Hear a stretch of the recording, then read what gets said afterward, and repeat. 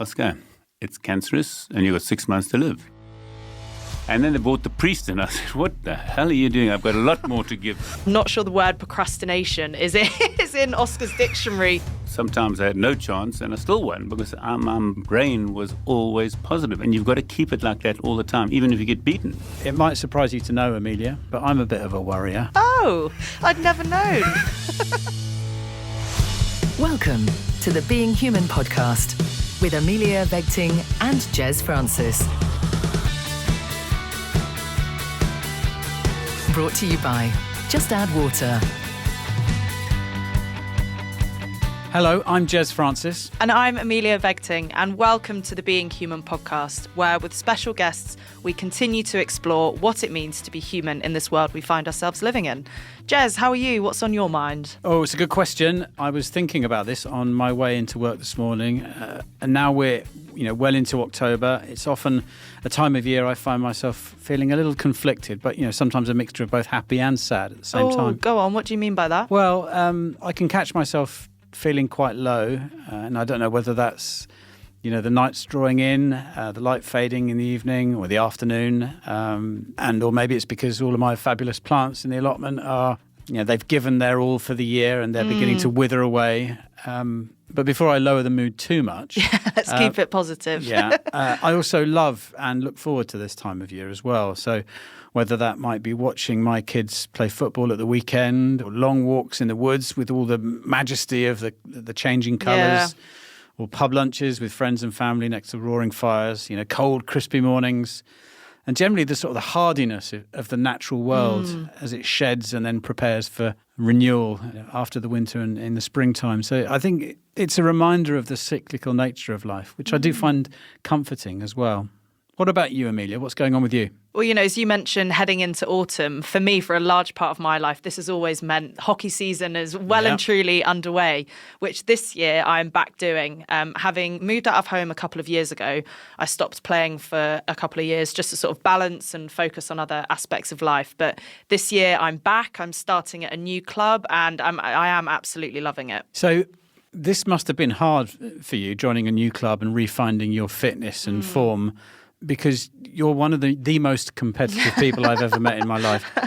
So to accept that it might take a bit of time to get back to the level you were playing at before must have been tough.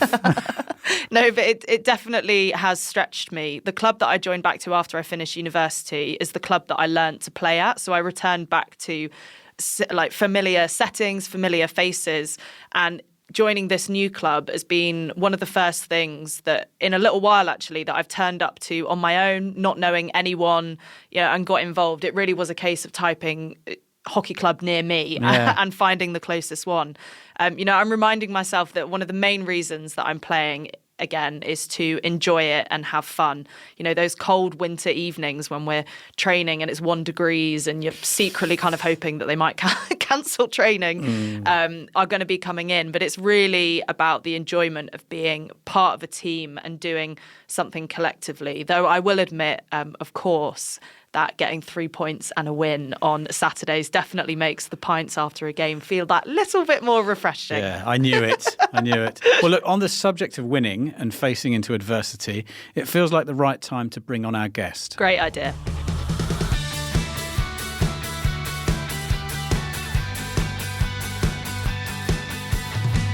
Joining us on the Being Human podcast today is Oscar Chalupsky, legendary South African paddler and water sports athlete, known for his dominance in the surf ski world. He is a 12-time world surf ski champion, first winning aged 20 and last winning aged 49, victories spanning over 3 decades. Beyond these athletic achievements, Oscar is known for his resilient and positive attitudes towards what is possible in life. In recent years, he has faced a battle with cancer, which he approaches with the same determination that has shaped his sporting career. He continues to inspire as an athlete, coach, entrepreneur and speaker, sharing his story of perseverance and resilience. Oscar, welcome to the Being Human podcast. Thank you very much. It's an absolute pleasure being here and meeting you in actual person and seeing you here. Oscar, we have a tradition of asking our guests some get-to-know-you questions to get the conversations going and pique our curiosity. So let me ask you to start with, where is your favourite place in the world and why? Yeah, it's always a difficult question because I think if you're a traveller, the place where the best weather is normally the best place. If you arrive at the most idyllic island in the world and it rains all week, you're not going to like that place. So that's why I would pick between Hawaii, which is my wife's favourite one, and Tahiti, which it never rains. If it rains for 5 minutes. Beautiful wind, beautiful sea, and that's what I like, and a lot of nature around. As a young boy growing up, what did you want to be when you were older? That's the strangest question because, I was already so driven that I used to look in the newspaper to see what jobs were paying the most money. And I saw every single one as a CPA, CA. So I was going to be an accountant and make lots of money. I wish I'd done that. What's the best advice you've ever received, Oscar, and who gave it to you? I think my father, being German, says if you're going to do anything, do it properly. That's one of the things. And another one by a guy called Tom Hopkins, who I followed for 40 years, who said, make sure you're doing the most constructive thing possible at any given time. Don't waste time. And I'm really like that. That's one of the things that I really am. You'll see when you get an email, it comes back 1 second later. WhatsApp comes 1 second later. I just believe in that. If you had to pick one song to be your personal anthem, a song that plays every time you enter the room, what would it be and why? You must see my ringtone is It's Been a Hard Day's Night by the Beatles. Great song. That's a good song. You see, and that's my ringtone, so it's like working like a dog. And it's funny enough, that's what I do all my life, and I enjoy it. If you're not enjoying it, change direction. Wise words. Yeah, very wise words. As we mentioned in your introduction, you've had an incredible career in ocean paddling, winning numerous titles over the decades. Could you start by sharing a little bit about your background, your life growing up, and how you got into paddling? Yeah, my father immigrated from Germany and came to South Africa and became the best paddler, flat water and river paddler.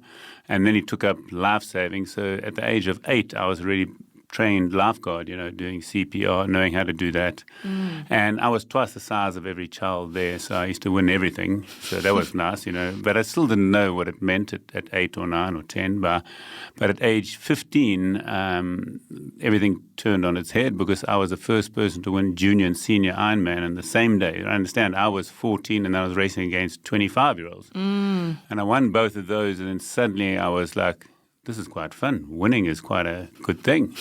And then from that day on, I started training, and everything I did, I wanted to win, So that is very different to anybody else. I'm talking anything, tiddlywinks, snooker, ping pong, anything. And I would train for it, because you can't expect to win if you don't put the effort in. So, and then the strangest thing, when I won the junior senior, I'm the first person in the world in our sport. 1 month later, on South African TV, the announcer announces, no, Grant Kenny has just won the junior senior. And he was on South African TV because that sport is huge in Australia, and he's still a well-known guy. And then that became my life passion to beat this guy, Grant Kenny, who I'd never met. He never met me. And in 1983, at the age of 20, I knew about this race from Molokai to Oahu, 52 kilometers, 32 miles or thereabouts, and he had won it 4 years in a row. So he was a really good competitor, and he still didn't know, and I hated him. He didn't even realize I hated him. He's off in Australia having a lovely time, and it's you in South Africa. You had the upper hand. And the joke of it, he was staying in like a 5-star hotel. I was still sleeping on the floor because I was a nobody. And every time I trained, they said, no, Grant Kenny's better. And then that's what happened. So what happened was I beat him by like 15 minutes. Wow. And broke the record by 12 minutes. Oh, wow. And then and I won 7 years in a row. And then, like life throws you curveballs, and this was a hell of a curveball where they banned me. They wouldn't let me race in my 8th win in a row, and I was in my prime. So I changed tack. And that's what you got to do in life. If something doesn't work, you've got to go in a different direction. But I went polar opposite. I went to become a pro golfer. Ah. So, again, I was practicing. And again, I've never been a full-time athlete. So I've always had to work and put my kids through private school. There's no money in my sport. And I thought, maybe this is an opportunity that I actually do a sport for a living. So I trained for a year and went from 24 to a scratch.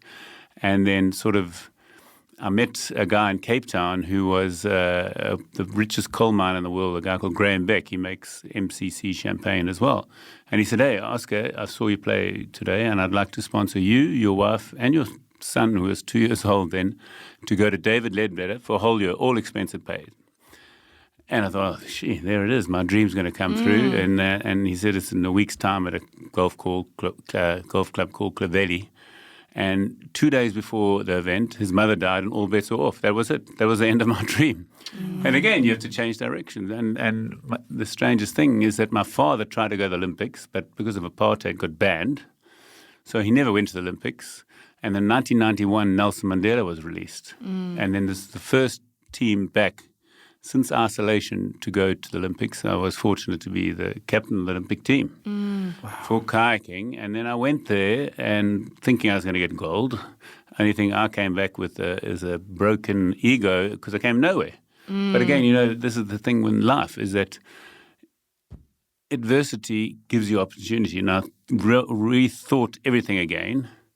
And the guys that won, who beat me, I normally beat. But I had other people coaching me. So, we know ourselves better than anybody else. And that's what I changed my whole life in 1992, where I said, okay, I'm going to do it on skill and technique and think about everything. And that's, as I say, I've always been coaching and I've always been a technical person. So, and then just to fast forward, so I won a few more Molokai. And then 2012, at the age of 49, to put in perspective, Djokovic is 37. I don't know what he's going to look like at 49 if he can win anything. He's not winning anything at the moment. I don't think he's winning at 49. But again, at 49, I decided to go to Molokai to try and win my 12th Molokai at the age of 49. And again, you have to do things completely different. And that's the story about life. You've got to educate yourself. And I've always been educating myself on different methods and how to do it better, I did that whole race, which takes 3 hours, 23 minutes. I did it all on nothing. No food and no water. And people say, are you crazy? I said, no. I've read everything about this. I didn't want one bit of my energy to go towards breaking down the water or breaking down the food or these electrolyte drinks. I wanted it all focused on getting me across the finishing line. And it was interesting that I won the race at age 49, and I won by 14 seconds from another Aussie, Clint Robinson, who was 10 or 15 years younger. Yeah. And he won the Olympic gold in 92. Where I came nowhere. Really? Yes. So revenge was sweet. Yeah. And he had won 2 in a row. He had won 2 in a row. He's going for his third. And the people couldn't believe it. Everybody couldn't believe it. But again, the sacrifices I made going into it. I mean, I used to fast 12 hours, 24 hours. But the difference, I used to do it. I used to, in the middle of summer, have a full wetsuit in Durban, which is like 30 degrees all the time. I put 10 kilogram weights on me. I lose 25 kilogram, which is 50 pounds. I don't know how many stones those are. Kilograms works. Yeah. So there's a lot of those. But again, you have to think differently, and that's what I did. And I managed to win. And that win was tough because at 49, nobody expects. I mean, to put in perspective, I couldn't even do one pull-up. These guys can do 10,000 in a week. I can't do one. So it was all about mental strength. And when I crossed that line at 49, I promise you, if I'd fallen out, I would have drowned. So that's how far you can push your mind to. Your body wants to give up, but you can push your mind. And I think that's what's helped me in my next battle. I mean, obviously I did lots of other races, but just those around there, like playing rugby, like being the South African bodyboard champion. I mean, that's ridiculous, playing rugby for Natal, the Sharks at that time, was schoolboy rugby. So I did everything flat out, and playing South African water polo. So my life was centered around winning, and I loved it, and it hasn't changed. Was there a particular moment or a person, you've mentioned your father, but someone or a particular competition that inspired you, that looking back you'd attribute to, that was the moment? Yeah, I think the moment came when I won Junior Senior Ironman. And I was only 14. So understand, you don't actually know how to even handle the congratulations. Yeah. So some guy came up to me, and I'll never forget, Brian Penny said, because I said, why are you congratulating? I was going to win anyway. He says, no, you can't do that. So he actually taught me to say, listen, he would say, thank you very much, appreciate you. Yeah. But I didn't even know. Yeah. I mean, at 14, especially those days, I mean, now you can watch television, you'll know, and that you're going back to 1977. So it's a long time ago where I didn't have the knowledge to look at anybody else. I was sort of the youngest, so it was tough. In that moment, I realized winning is something that I loved, and I think, and it never stopped. Yeah. It hasn't stopped one bit.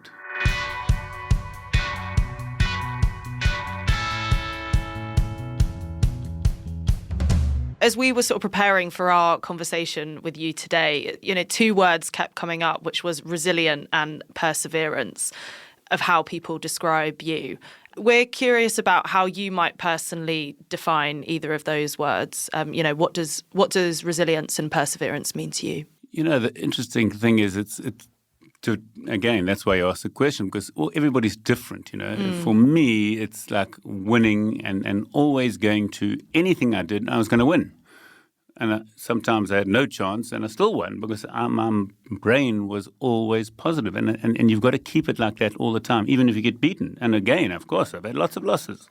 So how do you go into a competition of snooker with your friends at the pub or Ironmans or the Olympics with the attitude of I'm going to? How do you prepare yourself for that? I think it's a natural thing that I've been born up, no matter what. I mean, and again, things spark off that you want to do better. I mean, this is the strangest story. When I got into high school, I was no Einstein or, genius. But it's funny that the maths teacher happened to be a stunning maths teacher. And I went from bottom of the class to top of the whole grade. Just because I thought, okay, I want to do well at this. I want to show who's the boss. And that's what I do. And if somebody challenged me to a squash match, I'll never forget, a friend of mine, Sean McCarthy, challenged me to squash. Now, he said he doesn't play much. So you know what I went? I trained 4, 5, 6 hours a week on squash to make sure that I'm going to beat this guy. Ready for that. Yes. And then when I played him, he was like a state champion or a provincial squash player. So I had no chance. But that's what I do. I prepare to win, So I really prepare well at anything I'm going to do. What do you do, Oscar, when the result doesn't go your way then? How do you cultivate mental sort of fortitude or resilience? Because you've mentioned it yourself, you've had plenty of losses as well. But again, you've also got to learn from the losses, and I always do. Yeah. I always look over and say, this is what I've done wrong and this is what I should have done. And you've got to do that. You see, so many people are so frustrated by the loss, they don't think that they can learn much from it. It's really interesting you say that because your book that you've written, at every chapter, there's lessons learned from that chapter in your life. So that clearly is something that you really do hold true to you. Absolutely. Yeah. Oscar, your battle with cancer has been widely covered and is incredibly inspiring. How is your health at the moment? It was good until yesterday because, the story started in 2019. On the 25th of November, I was sitting there. I knew I had back pain, and again, like sportsmen, you just brush it off. It's another thing, and everybody's telling me don't train so hard. And I was still winning everything and a lot of pain, but I thought, okay, this is normal for getting old.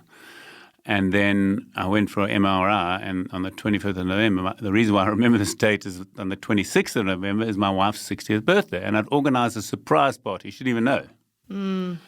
So we got the phone call in that afternoon, and they said, Oscar, the tumour in your spine, it's cancerous, and you've got 6 months to live. And understand how you react. My wife cried like you cannot believe, and then I cried for like a minute, and then I stopped and I said, listen, I was 56 at the time. I said, you know what? What I've done in my lifetime, most people won't do in 3 or 4 lifetimes. I've done enough, so it doesn't worry me one bit. And I said, no way this is going to beat me anyway. And that's the kind of attitude you've got to have. Again, like sporting, I said, no way I'm going to die. And then I flew back to Groote Schuur, where Chris Barner did the first heart operation there. And when I got there, they said, and I was 1 hour from going under the knife to take a little piece of the tumor. They couldn't operate on it because it was in my spine. And then I was pushing on my spinal cord. That's why I had so much pain. And they said, we found out you've got multiple myeloma. I said, what the hell is that? When can I start paddling? Come on. And they said, no, multiple myeloma, which is bone marrow cancer, is one of the few cancers there is no cure. Nobody's beaten it ever.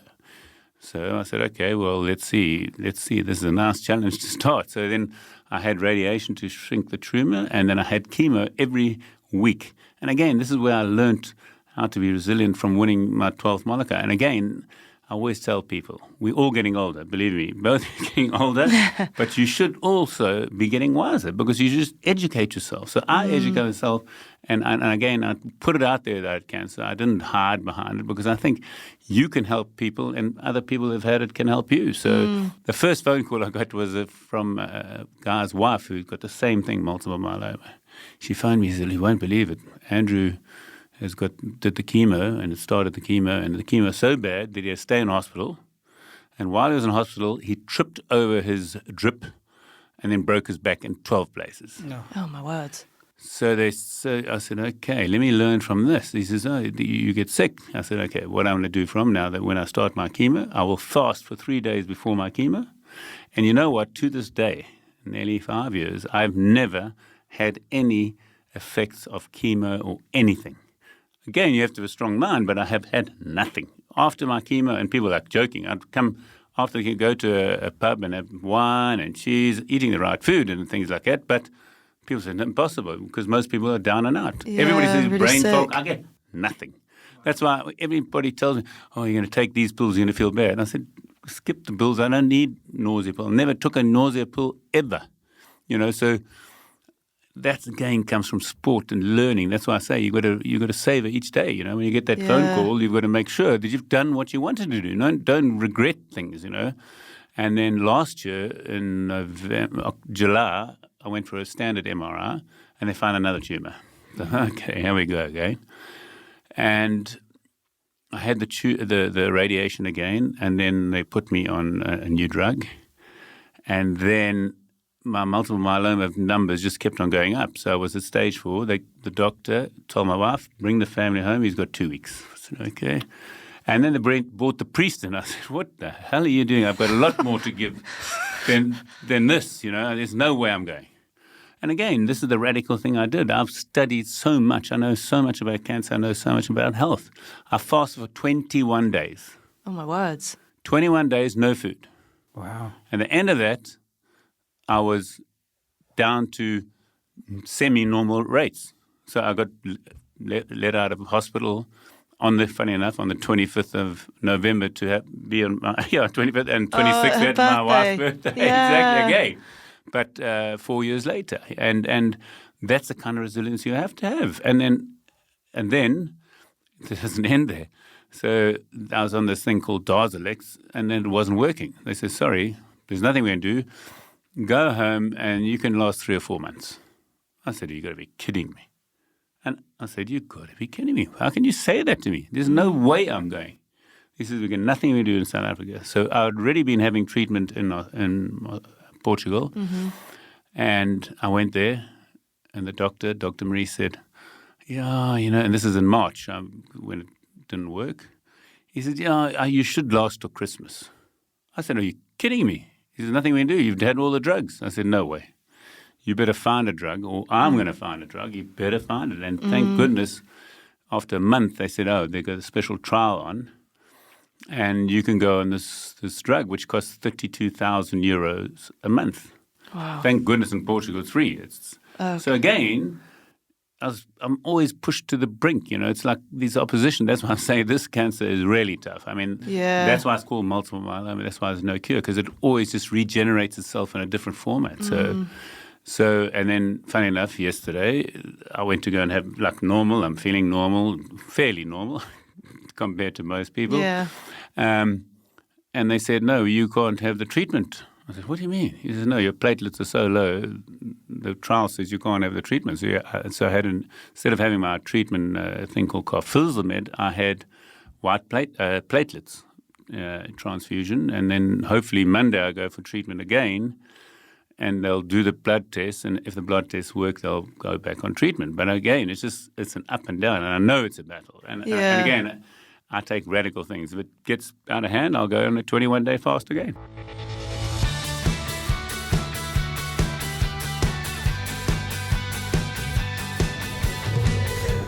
What are the doctors' faces like when they give you one thing and then you come at them with, no, that's not what's about to happen. Let's continue the conversation. It is so funny because they're both like sort of somber sort of people. And now when I walk in, I said, "Oh, how are you feeling?" I said, "100%. Come on, bring that stuff on," And then I can't believe it. And this guy's on his deathbed.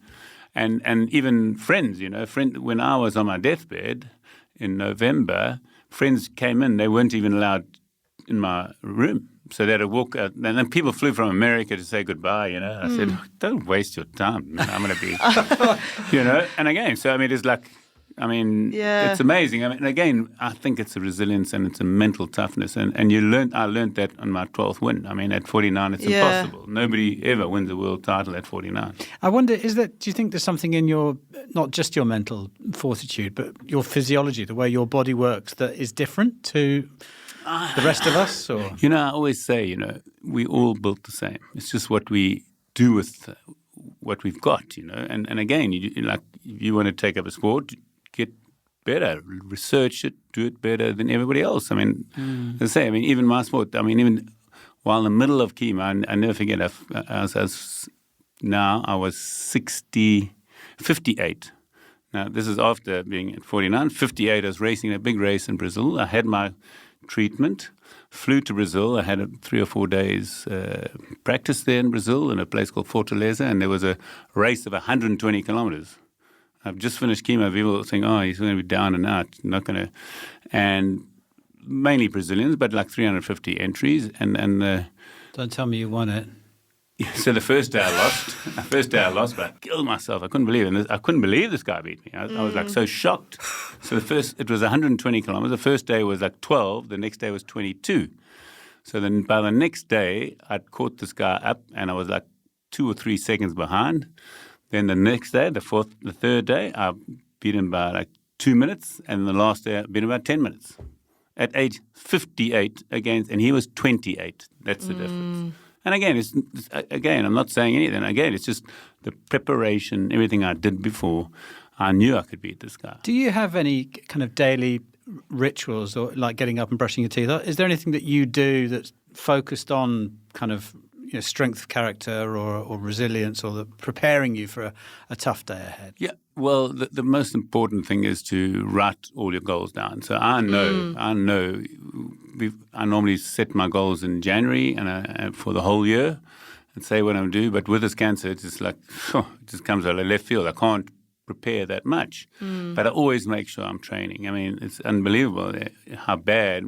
My hemoglobin is at 8.2, so some of the listeners will know 8.2. You're supposed to feel tired. My sister phoned me, "Are you feeling tired?" I said, "No, I don't understand why my hemoglobin is 8.2, but I know there's something wrong." So when I walk 8 or 9 kilometers, and I do exercise in between, when I'm walking, my heart rate's 120, and normally, if I didn't have the cancer, my heart rate at that speed would be 50 or 60. I don't want cancer to rule my life, So I have the odd drink and everything, but when I know I'm in trouble, then I get very strict, So I'll have the glass of wine and the champagne, and I'll have a big night out, and I watch my watch because it tells me if I'm bad, So, but again, you have to be focused, and my focus is on living. So when it gets out of kilter, I have to be so strict and disciplined. Yeah. Have you ever had a day in your life where you've thought, "Do you know what? I'm going to sit in front of the TV and do nothing"? Those are few and far between, very few and far between. Personally, no matter where I am, I'm always, as my wife, I'm always mainly traveling for sport. I travel the whole world. My sporting career started at 15, where I made the life-saving or lifeguard team at 15 to go to USA. So I've been traveling all my life, and I love competing. So when I'm not competing, I feel bad. And again, so the interesting thing now is I play quite a lot of golf, because it's not so strenuous as paddling and all the other sports. But I'm always out there every day. My wife gets so mad. As I say, my normal day, if I haven't got anything wrong, is I start at 6 o'clock and I cycle. But again, keeping it math. Math is maximum aerobic function. So I do about 20 to 40 kilometers. Then I come back and I swim for a kilometer or 2. And then I walk with my wife for 8 or 9 kilometers. So that's the start of the day. And in the afternoons, I normally paddle or play golf every day. That's my day. Wow. You mentioned your wife there, but, how important are support systems like friends and family and colleagues and, your other competitors? How important have they been to your success and your ability to, weather the storms of life? No, I think they're essential part of fighting anything is your support system. I mean, my wife, in the 21 days, sat in the hospital, wasn't a 2-bedroom, in a chair every night. And I mean, I was so weak. Take me to the toilet, back, and worrying about if I didn't breathe too much, and that's what you need. I mean, and you need that support because, I mean, when you've got that kind of support, they are helping you and it's also helping them. And that's the difference, I get so many reports that you're inspiring us and that's important for me as well because if I'm inspiring them, it helps me as well to say, okay, what I'm doing is correct, and it's tough because I actually do all my social media, and then I see some people that aren't on social media. I'll send them personal messages to every single one of them, and then they all come back to me. Oh, this person's got cancer, and I get that all the time. And Claire said, "Doesn't this get you down?" I said, "No, it's pleasure. I mean, I've learned so much, so I'm going to give that knowledge to them." And I say, "Listen, I'm not a doctor, but let me tell you, these things will or can work. That's what I'm like. So, and I'm getting that every day." And especially through my book, so many people say, "Look, just finish your book. I was suffering with depression. I was going to end my life, and your book stopped me."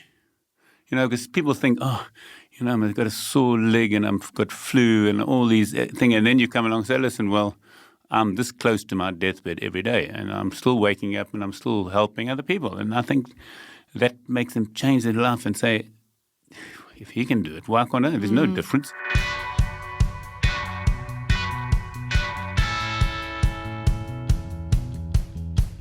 You mentioned winning is important to you and motivates you and helping others.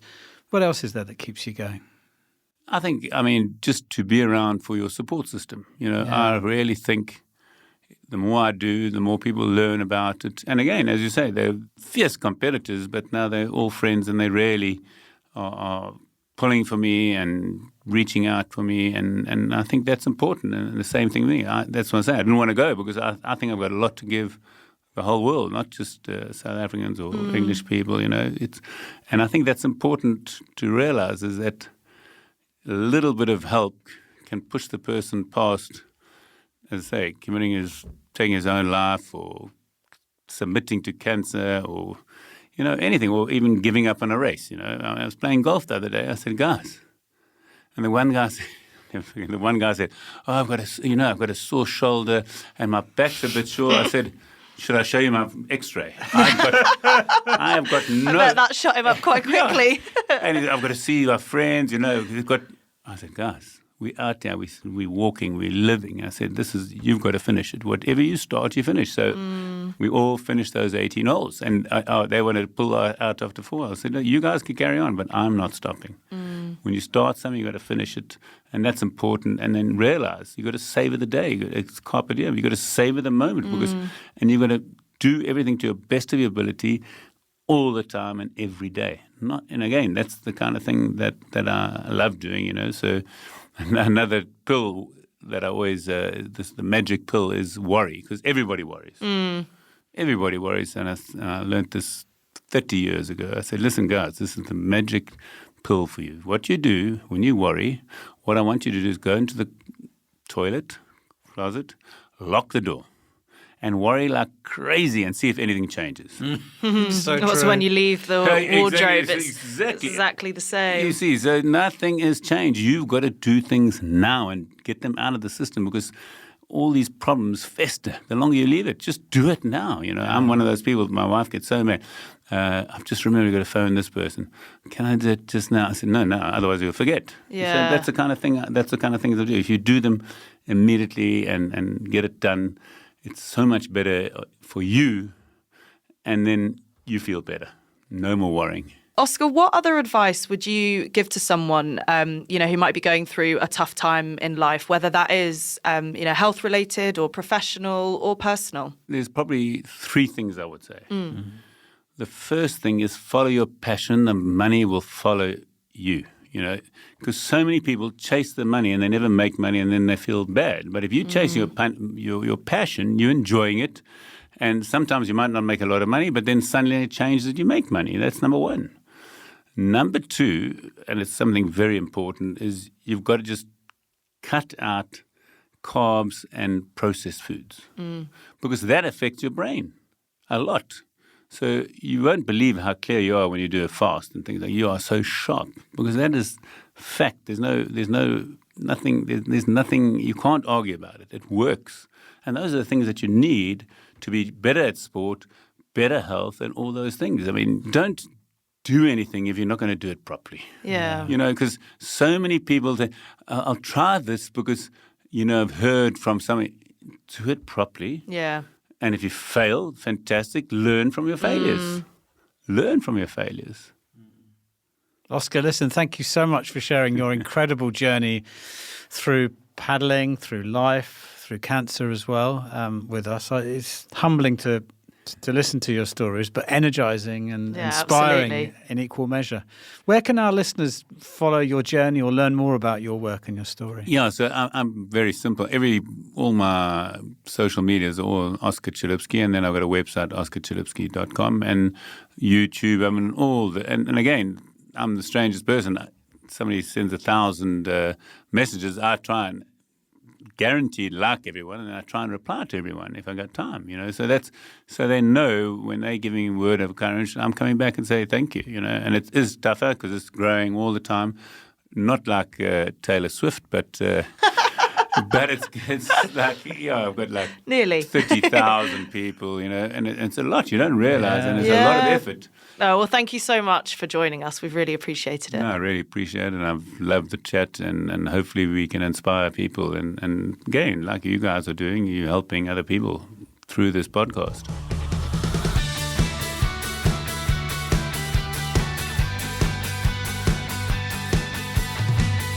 Wow, Oscar really is a powerhouse of a human being, isn't he? He absolutely is. You can't help but just be energised by being in his company. He struck me as quite a rare mix of both supreme self-confidence and self-belief, coupled with, a humility and a kindness as well. Winning is important to him, but also helping those around him win is as well. And acknowledging the role that people around him, his support system, play in his victories, in sport, clearly, but also in life generally. It might surprise you to know, Amelia, but I'm a bit of a worrier. Oh, I'd never known. So I love the point Oscar made about worrying and how it serves no purpose. It's powerful. What about you? What did you make of that conversation? Well, I was just completely in awe of Oscar's, determination and resilience, mainly towards his preparation for anything that he's done in his life. He shared the story of when his friend wanted to play squash with him and he went and trained for days before going up to this match. And I think that's what makes Oscar such a genuine winner with all of his achievements. Whilst his mental attitude is, I am going to win and I know I'm going to win, he knows he is because he knows the preparation that he's done. It's not come from a place of complete arrogance. I think, that plays to that humility that you were just talking about. I have to say, I'm not sure the word procrastination is in Oscar's dictionary one bit. I bet if you asked him to define it, he probably wouldn't know what it meant. Whereas I'm much more, why do today what you can put off until tomorrow? But I think that attitude again towards, don't put it off, don't delay has really stuck with me. I think, in future situations, if I'm contemplating about doing something, I'm just going to be thinking WWOD. What would Oscar do? And I imagine the answer every time is just going to be, just do it, get on with it, go. Thinking about today's topic, Amelia, there's part of our lives, of course, that I find often calls for persistence and the ability to overcome frustration. You're talking about boring things about me, aren't you? When people see me, they tend to turn away because I'm boring. Our regular foray into the flat, a tour of the tedious, a stop off in the stale. Okay. I think we've got it. Sorry. Have you got one? I do. My one is car related, so I think you might enjoy. Oh, nice. Might enjoy this one. Yeah, I like a car related boring thing about me. Yes. So I'm now insured on my flatmate's car insurance, and it has been absolutely game-changing, which I know is a word that you and I don't use lightly. So it has absolutely been phenomenal because as we were talking about hockey earlier, my hockey commute time, instead of getting on the bus, which was 50 minutes, is now down to 15, which is absolutely, transformational for my evenings. But with driving any new car, it takes a little bit of adjustment to, where all the buttons are, how the clutch works. And I had a moment when I was first driving the car where I pulled out from the car parking space, and our road is kind of on a hill. So I was doing a 3-point turn where I went down the hill and then had to sort of reverse back up it as part of the turn. But as I was going into reverse back up the bit of a hill, another car came down, and I was obviously smack in the middle of the road at this point. And the pressure just absolutely threw me. I ended up stalling. And as I was panicking to quickly turn the key to turn the engine off and back on again, I ended up hitting a load of buttons. So all my headlights turned off. The windscreen wipers started going and making loads of noise on the screen because it wasn't even raining. So and it was swearing. Was there lots of swearing? It was just all a bit of a disaster. And I just got all hot, flustered, and tried to get out of it. The good news is that I did still make it to hockey training on time. Brilliant. Well, go on. What have you got for us this week? So, again, it's another story that doesn't paint me in a particularly good light, but we'll go with it. A couple of weeks ago, I was walking Dennis on the common near us, and he did what he always does within a few minutes of jumping out of the car, which led me to realise that I had left the house without bringing any poo bags with me. Oh, that's not good. No, bad news. And I'm a stickler for picking up after him. So I started to assess the options. And as luck would have it, there was a woman walking her dog. I'm assuming she was sort of coming towards the end of her walk. She was approaching the car park. So I asked her if I could borrow if I could pinch a couple of poo bags. And nice. she said, yes, of course. And she offered me a couple of those really sort of flimsy, translucent ones, the ones I don't buy anymore. And before I could stop myself, the words, they just came out. I said, oh, you don't have anything a bit more robust, do you? And she looked at me really quizzically and just said, well, no, it's this or nothing, I'm afraid. And I realised in that moment that I'd become a poo bag snob. So that brings us to the end of this episode. Thank you to Oscar, our brilliant guest, and thank you for listening to the Being Human podcast. Do hit the follow button and leave us a review on whichever platform you are using. And as always, we would love to hear from you. So if you've got any suggestions on topics you would like us to explore, or you think you make a brilliant guest, or if you would like to talk to us and the team here in London, Singapore or Australia about the work that we do at Just Add Water all around the world, we would love to hear from you. Please do get in touch. Thanks for listening. You've been listening to the Being Human podcast. Brought to you by Just Add Water. Nurturing individual brilliance, forging collective strength.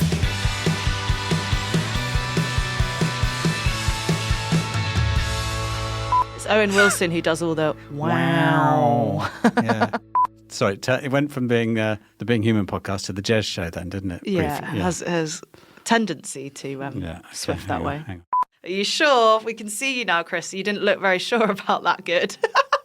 Good. Yeah. Yeah. Yeah. It'll be better. It'll do.